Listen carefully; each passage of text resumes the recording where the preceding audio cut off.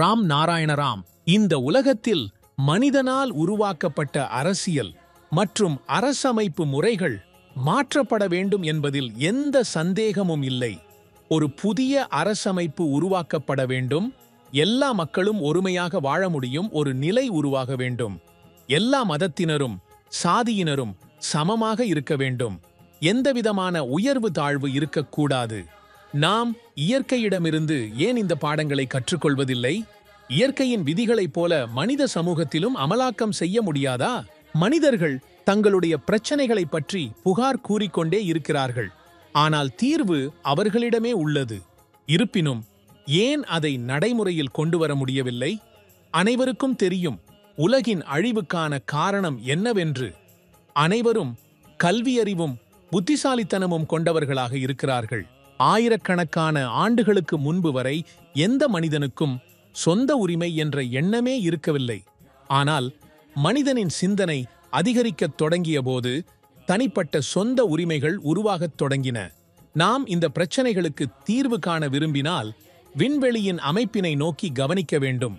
அங்கேயும் ஒரு இயற்கை சட்டம் உள்ளது. அதை நாம் காணலாம். அதுவே பேசுகிறது. எல்லா வேலைகளும் எல்லா நிகழ்வுகளும் மனிதனின் பகுத்தறிவின் மூலம் இயக்கப்படுகின்றன.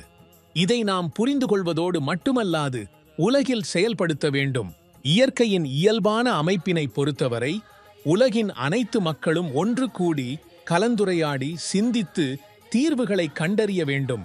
எல்லோருக்கும் சமமான ஒரு இயற்கை அடிப்படையிலான சட்டம் உருவாக்கப்பட வேண்டும். இயற்கையில் எதற்கும் சொந்த உரிமை இல்லை. ஆனால் இன்று காணப்படும் அரசமைப்பு அரசியல் அமைப்புகள் அனைத்தும் மனிதனால் உருவாக்கப்பட்டவை. மனிதனால் உருவாக்கப்பட்ட எல்லாவற்றையும் மாற்ற வேண்டிய நேரம் இது. நானும் இன்றும் அனைவரையும் ஒருங்கிணைத்து செயல்படுகிறேன். அனைவரும் ஒன்றாகச் சேர்ந்தே உழைத்து வாழ்கிறோம். நான் ஒருபோதும் எவரிடமிருந்தும் பணம் வாங்கியதில்லை. எனக்கு ஒரு குழு உள்ளது. நாம் அனைவரும் ஒருங்கிணைந்து உழைத்து பசியாற்றுகிறோம்.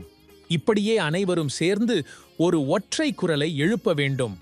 பிறப்புரிமையாகவே நாம் பெற்றதை நாம் மீட்டெடுக்க வேண்டும். மதம் மற்றும் சாதியை கடந்த எண்ணத்தோடு எங்கள் மகாகுரு எப்போதும் சொல்லிக் கொடுத்துள்ளார், இந்த உலகில் பிறந்த அனைவரும் சமமானவர்களே. அனைவரும் இந்த பூமியின் விண்வெளியின் இயற்கையின் பிள்ளைகளே.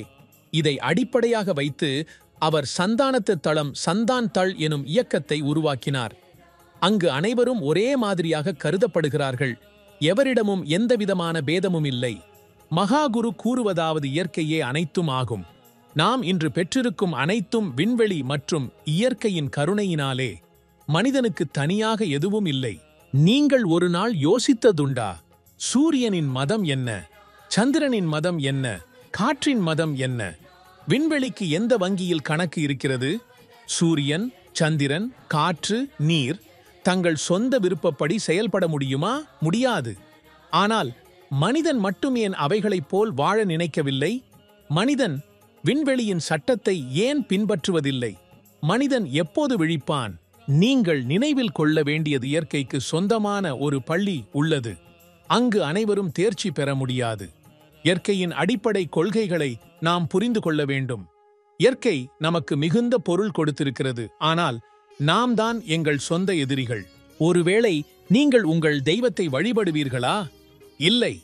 அனைவரும் சிலைகளை வணங்குகிறார்கள், தொழுகின்றார்கள், பள்ளிக்கூடங்கள் மற்றும் கோவில்களுக்கு செல்கிறார்கள். ஆனால் இயற்கையே நம் முழுமையான வேதம். விண்வெளியை வணங்குங்கள், இயற்கையை ஏற்றுக்கொள்ளுங்கள். அதுவே உண்மையான வழிபாடு. அதுவே எங்கள் குருஜியின் கோட்பாடு, சந்தான தளத்தின் கோட்பாடு. எங்கள் மகாகுருவால் கொடுக்கப்பட்ட ராம் நாராயண ராம் என்ற மந்திரத்தை அனைவரும் ஜபியுங்கள். இதன் மூலம் நீங்கள் சக்தியுடன் இருக்கும். உங்களுக்கு ஆன்மீக சக்தி கிடைக்கும். உங்கள் வாழ்க்கை சிறப்பாக இருக்கும். அனைத்து பிரச்சனைகளுக்கும் தீர்வு தானாகவே கிடைத்துவிடும். ராம் நாராயண ராம் என்ற உயர்ந்த எண்ணத்துடன் இணைந்திருங்கள்.